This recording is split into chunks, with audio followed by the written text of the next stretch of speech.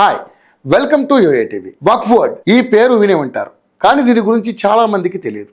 ఇది 12వ శతాబ్దంలోనే ప్రారంభమైంది. రాజుల కాలంలో పృథ్వీరాజ్ చౌహాన్ పై మహమ్మద్ గోరి అనే రాజు విజయం సాధించారు. ఆ తర్వాత పృథ్వీరాజ్ చౌహాన్ రాజ్యంలో 2 గ్రామాలను వక్ఫ్ ఇచ్చేశాడు గోరి. ఇక్కడ వక్ఫ్ అంటే ముస్లిం కొంత భూమిని తీసుకొని అందులో ఆసుపత్రులు, స్కూల్స్, కాలేజీలు వంటివి నిర్మించి వాటిని పేద ముస్లింల కోసం ఉపయోగిస్తుంటారు.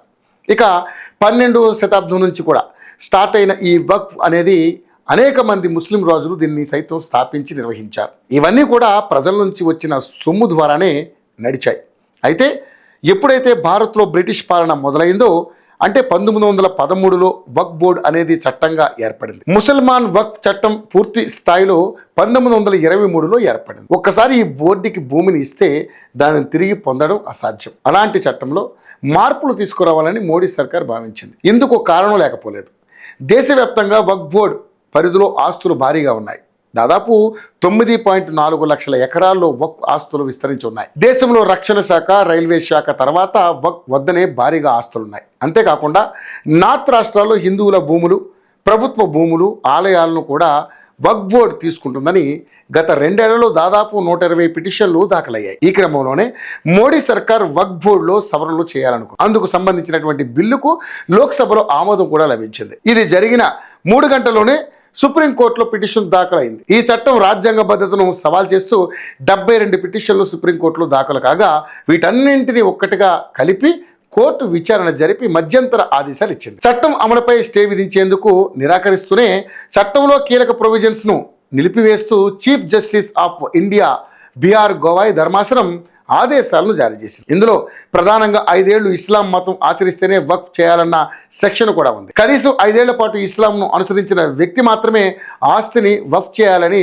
అవకాశం ఉంటుందన్న దానిని నిలిపివేసింది. ఒక వ్యక్తి ఇస్లాంను ఆచరిస్తున్నట్లుగా నిర్ణయించేలా నిబంధనలు తయారు చేసుకునే వరకు ఇది అమల్లో ఉండదని చెప్పింది.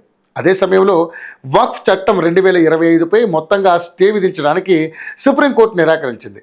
కొన్ని సెక్షన్లకు మాత్రం కొంత రక్షణ అవసరమని వ్యాఖ్యానించింది. వక్ఫ్ బోర్డులో ముస్లిం సభ్యుల సంఖ్య ఖచ్చితంగా మెజార్టీలో ఉండాలని కోర్టు పేర్కొంది. బోర్డు లేదా కౌన్సిల్లో అత్యధికంగా 3 లేదా 4 ముస్లిమేతర సభ్యులు ఉండాలని చెప్పింది.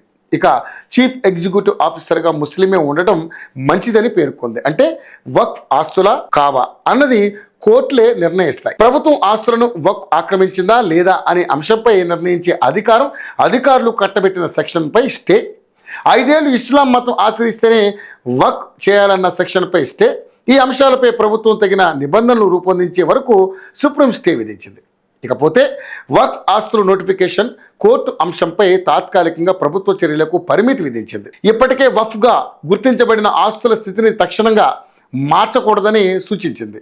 వక్ఫ్ బోర్డుల సభ్యత్వం గురించి ముస్లిమేతరుల నియామకంపై అభ్యంతరాలు ఉన్నా కోర్టు తాత్కాలిక స్టే ఇవ్వలేదు. కానీ ఈ అంశంపై వివరణాత్మక విచారణ అవసరమని పేర్కొంది. సెంట్రల్ వక్ఫ్ బోర్డులో 4 మించి ముస్లిమేతరులను నియమించవద్దు. స్టేట్ వక్ఫ్ బోర్డులో 3 మించి ముస్లిమేతరులను నియమించవద్దు. కలెక్టర్ విచారణ ద్వారా ప్రభుత్వం భూమిగా గుర్తింపు, ఈ నిబంధనపై స్పష్టమైన మార్గదర్శకాలు ఇవ్వాలని కోర్టు సూచించింది. ఆ అధికారం కలెక్టర్లకు లేదని, ట్రిబ్యునల్కే ఉందని స్టే విధించింది. ఇది ఆస్తుల హక్కులపై ప్రభావం చూపే అంశంగా పేర్కొంది.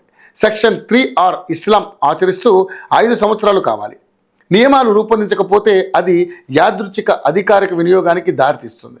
సెక్షన్ 2C నిబంధన వక్ఫ్ ఆస్తిగా పరిగణించబడదు. సెక్షన్ 3C రెవెన్యూ రికార్డుల్లో సవాల్ చేస్తూ కలెక్టర్కు హక్కులు నిర్ణయించే అధికారం ఇవ్వడం అధికార విభజనకు విరుద్ధం. తుది తీర్పు వచ్చే వరకు ఆస్తుల హక్కులు ప్రభావితం కావు. హక్కు నిర్ణయించక ముందు వక్ఫ్ కూడా ఆస్తి నుంచి తొలగించబడదు. సెక్షన్ 23 ఎక్స్ అఫిషియో అధికారి ముస్లిం సమాజానికి చెందిన వారే కావాలి. అయితే ఇది మధ్యంతర ఉత్తర్వులు మాత్రమే. రాజ్యాంగ భద్రతపై పూర్తి విచారణ ఇంకా జరగాల్సి ఉంది. అయితే పిటిషనర్లు ఈ చట్టాన్ని అన్యాయమైంది, అసంవిధానమైంది, ముస్లిం సమాజాన్ని లక్ష్యంగా చేసిందని అభిప్రాయపడ్డారు. ఈ తరుణంలో కోర్టు చట్టానికి రాజ్యాంగ భద్రత ఉందని కేంద్రం చెప్పిందని, కాబట్టి పూర్తి స్టే ఇవ్వడం అవసరమని అభిప్రాయపడుతూ కీలక అంశాలపై మాత్రం స్టే విధించింది.